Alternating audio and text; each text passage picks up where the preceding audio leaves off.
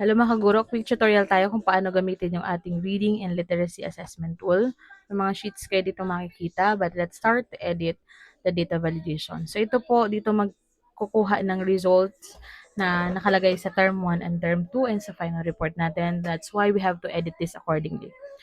Literacy level, reading comprehension, all these are results of assessment. So we have to change this according to kung ano yung ina-assess ninyo. Okay? Or kung ano yung mga results or terminologies sa results ninyo. Diagnostic results. Yan. So we have to edit the recommendation, the final remarks, the section and grade level, and yan, opening block, midterm, huwag nang galawin kasi yan yung ating dyan na naka-anchor yung ating reports.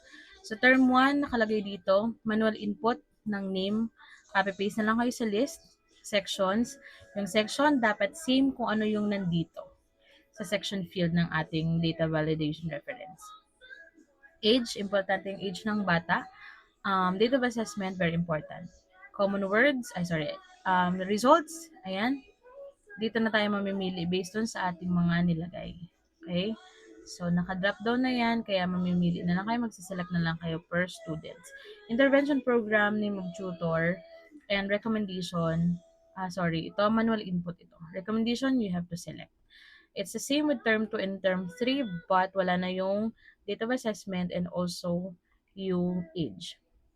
Just select kapag midterm, ibig sabihin mid-year na kayo nag-assess kung pinapa-assess pa kayo midterm. Just select and that's all. Term 3, it's the same.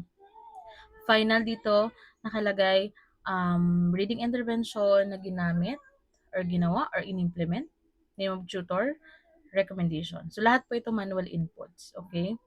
Kung wala kayong program na ginawa, wala rin kayong name of tutor, just leave this blank. Okay? Manual writing yung recommendation, importante. Yung final recommendation sa bata. Okay, next.